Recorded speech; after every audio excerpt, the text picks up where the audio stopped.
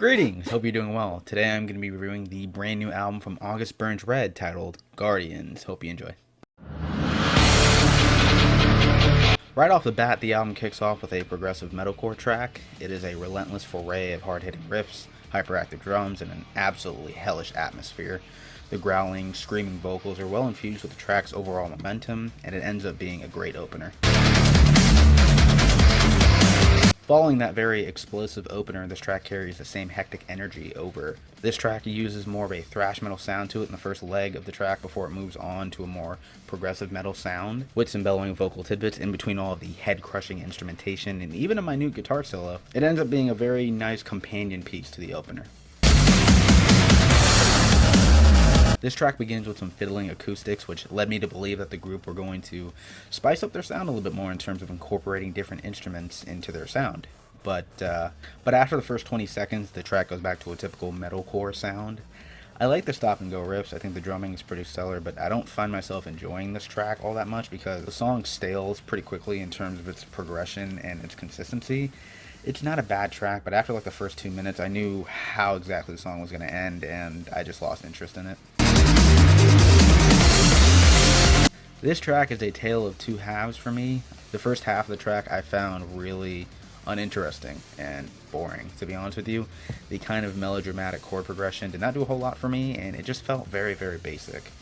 The second half of the track, however, pulled me in with how suddenly the track shifts gears. I think the grueling tick riffs and the airtight performances, both vocally and instrumentally, really saves the song from what was a very mundane opening 2 minutes. After a slew of songs, this track brings more of a melodic emphasis on vocals. Though most of the vocals on here are still pretty rigid and rash, there are points where the song puts forth these more clear, passionate vocals. But the instrumental is nothing new, and I think that is why I found it very uninteresting.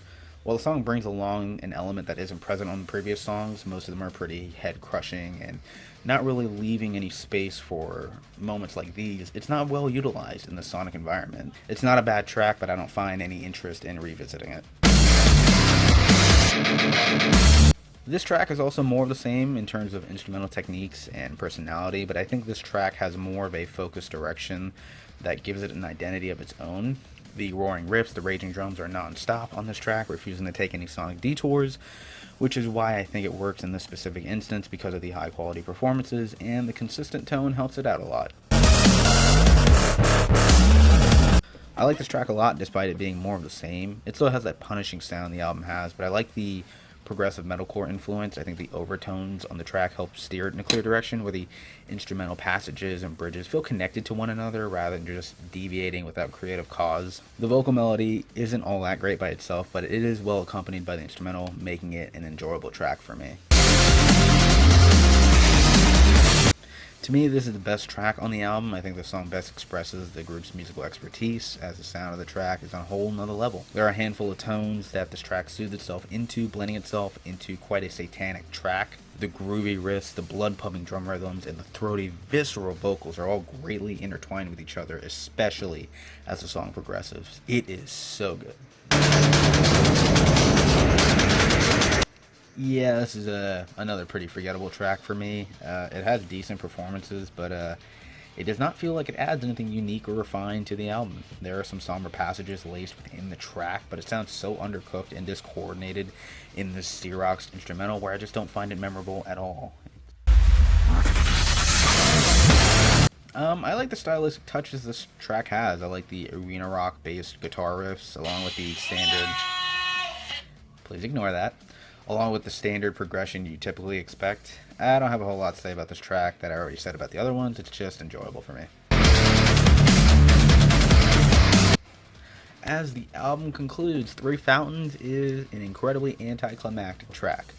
The post-rock influenced opening segment ultimately has no importance on the rest of the track, and it doesn't do a lot to help to coalesce anything about the previous songs on the record, not the sounds, not the ideas, not the themes. Also, at like 6 minutes, it just feels like there's too much padding without any discernible ideas to make it stand out or justify its long runtime. It's a very underwhelming closer.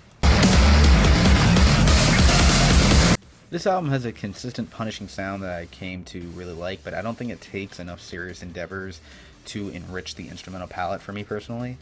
I also think at 50 minutes long, there are some songs that go on for way too long than they need to be, especially with how stationary these song ideas can be. I think this is a good metalcore album, all things considered. It's not the most standout record in the genre, it's not the most refined, it's not the most creative, but it's a solid record and warrants a listen if you're big into the sound or the band. I give it a